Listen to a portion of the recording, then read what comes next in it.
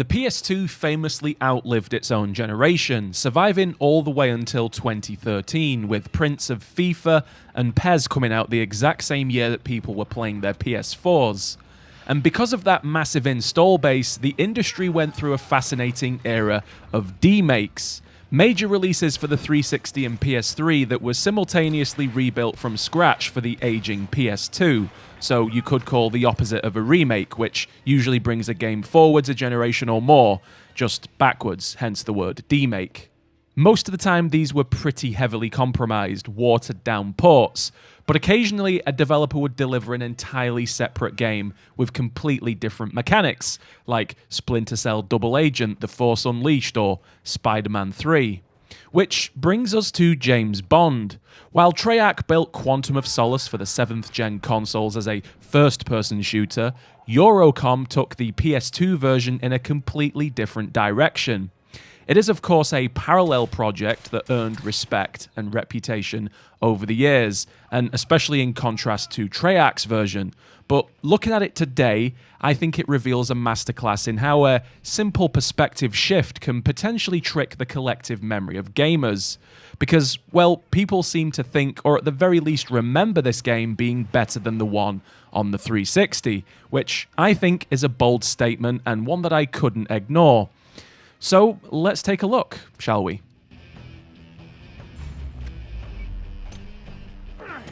Now, before we get properly into things, I want to quickly address the elephant in the room, that being emulation. I am playing this on PC using a Series X controller, so to some degree I'm not having a strictly vanilla experience. Now, believe me, that did actually come back to bite me in the ass later on, but we'll get to that. Frankly, I couldn't be bothered rejigging my RetroTink and messing around with old cables and worn out controllers, so I opted to play this in crisp 4K widescreen instead. And honestly, I've got zero complaints. Look, I don't think it's the time or place to wade into the endless debate around original hardware versus emulation, but I did pick up a physical copy of the game and tested it on my real PS2, but capturing footage was just too much of a pain in the ass, so for the sake of the video, it's emulation all the way. Alright? Alright. Right, to the game then, and like I said, Quantum of Solace is a completely different game mechanically to Quantum of Solace, which I recognise is a completely psychotic sentence to utter, but I am of course comparing the PS2 version to the 360 and PS3 releases, and I'm going to say the words Quantum of Solace way too many times in this video, so brace yourself. While the 360 version was a first-person shooter, what we've got here is a full, dedicated third-person experience, and you can always see Bond's entire body, meaning it drops the hybrid cover system of its big brother entirely. That being said, it still shares the exact same plot and story beats almost to the letter, so the original issue of the game being a confusing cocktail of Casino Royale and Quantum of Solace missions still does apply, unfortunately, which obviously was one of the biggest complaints back in the day when it came to Quantum of Solace, so not necessarily off to the best start, though it's manageable if you've seen the films. Now, I want to avoid constantly comparing this game to the 360 version because I do genuinely want to look at the game on its own merits, or lack thereof. But honestly, it's gonna be pretty hard to avoid, and if you haven't seen it yet, my video on the 360 version is probably some recommended viewing to get the ball rolling. Anyway, the first mission is identical, White's Estate. The key difference here is that the PS2 grants you a much longer tutorial, which, for me, using a controller that was not designed to play this game, that extra onboarding was definitely a lifesaver. It quickly runs you through the basic mechanics, moving, shooting, taking cover, all the standard third-person affair, just with the added quirk of playing on a PS2 game via an emulator. And yeah, this is exactly where the emulation bit came back to bite me in the ass, because the prompts are all tailored for a DualShock 2, naturally, and they appear on the screen in the classic PlayStation symbols, but since I was using a modern Xbox controller, things got a little bit confusing rather quickly. So to reload, you have to press R2, which on a Series X controller, R2 maps directly to the right trigger. otherwise known as universally the shoot button for every modern game ever. So amusingly, Quantum's PS2 layout is literally the exact opposite of my 20 years of ingrained muscle memory, and whenever I wanted to shoot, I'd end up reloading, which I guess it is quite annoying, but I did eventually get used to it. Now, I want to be entirely clear, I'm not pointing this out as a critique of the game, that would be insane. It's just an interesting byproduct of playing these older games today. They don't always behave the same way as modern games do and how you expect them, so it's best to take a little bit of extra care to ease into them, and if you're embarking on a similar retro endeavor, just bear this one in mind. Overall, Quantum on the PS2 plays actually relatively well, and for the most part I didn't feel too out of my depth with the less than conventional setup. The only element I found genuinely a bit clunky was the cover system. So you've got to hold R1 to get into cover and keep it there to stay in cover, so a toggle would have been pretty good. But more to the point, the actual aiming is where the real issue lies. To shoot safely, you've got to hold R1 to anchor yourself, stay in cover, simultaneously tilt the left analog stick to peek out in the direction that you want, and then use the right stick to aim, all while clicking the right stick in to zoom.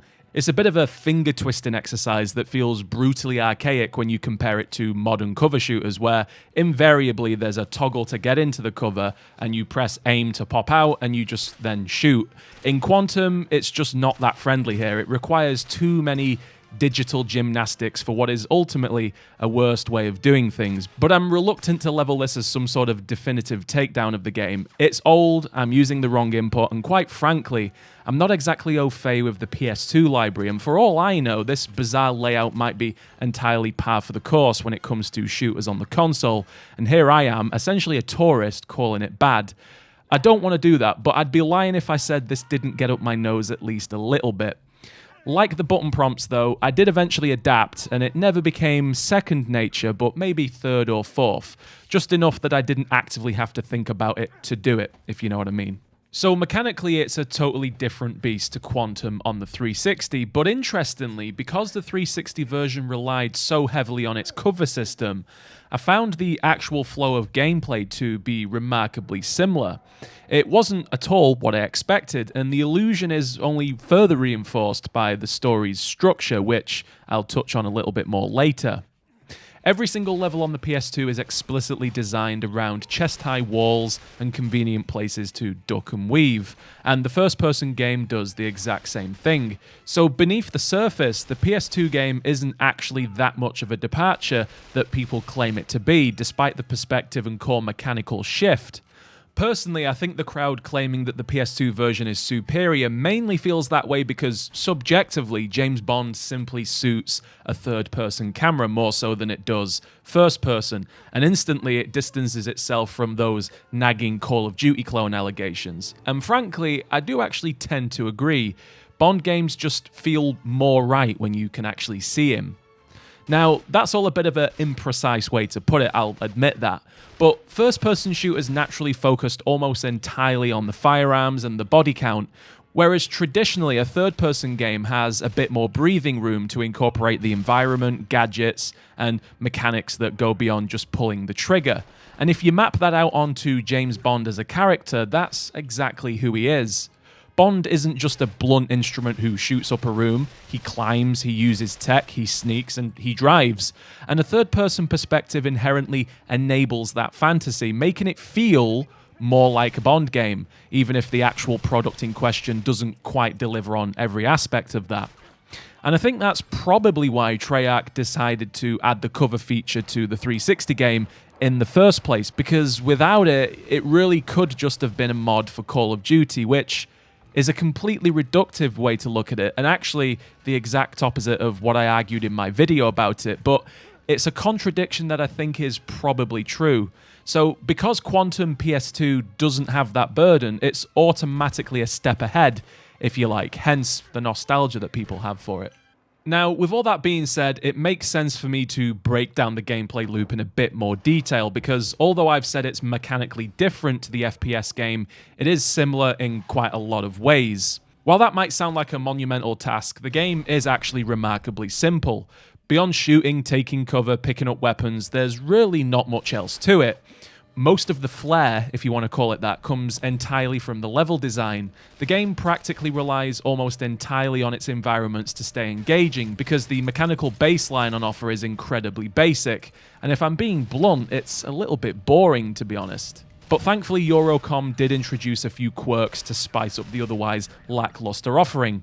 On most missions, you'll find environmental elements to trigger, and whether that's shooting a propane tank to explode and take out a load of guards, or shimmying across a pipe, this minor novelty helped sustain the game across its admittedly short runtime. It's a bit of a shame that all of this traversal is never choice-driven or optional, and you are strictly following the invisible tracks laid out by the developers. Now, I did fully expect to play a linear game, but the total lack of agency was a little bit disappointing. But still, the mere presence of something to break up the monotonous cycle of walking, shooting, and ducking was a bit of a welcome relief, even if those moments were fleeting. And I've got to point out that this game doesn't have any other mechanics other than the taking cover, the shooting, and the shimmying, and the exploding of propane tanks. There's no equipment or anything that spices up the gameplay. So when I mentioned all of those things that James Bond does, he doesn't really do them in this game, which is one of the biggest letdowns. But like I already said, the runtime is short, and what it does do, it's entertaining enough for that short 3-hour stint. Now, take this one specific section here as an example, where you've got to shoot an object to distract some guards and slip past them. It's hardly mind-blowing player freedom, especially since you're actually forced to do it to progress, but it's at least a step above walking into a room full of guys, guns blazing, and I appreciate these attempts to let you engage with the world, even if it is, in reality, entirely scripted. In the context of a game that took me barely 3 hours to finish, and was fundamentally designed to be compromised or a lesser experience than the flagship, I'd say that this works well enough, and I think it's parts of the game that I appreciate, or at the very least remember. That doesn't mean I think it's all gravy though, because there are a couple of things that I would call quite glaring issues with the gameplay. First of which being the stealth. Now, there is stealth, but it is in the most basic of ways. Like I already stated, you've got nothing at your disposal other than your gun, and while you can keep it quiet and do a takedown, the whole stealth system is so bare bones that I almost forgot to mention it. There's no way of you really knowing if you'll get spotted, and it's either you will or you won't, very much trial and error.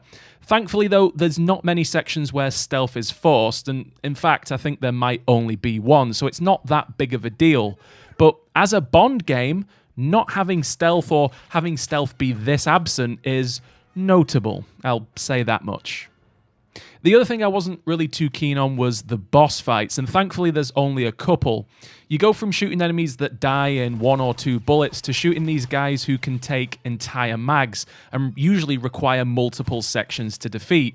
Like in the Science Center, you've got to kill Demetrios, and it took me absolutely ages, and multiple QTEs, which are just pretty terrible. It's just not good, not satisfying, and something to bring it back to what I said about other parts of the game is just something that I remember, but this time for all the wrong reasons.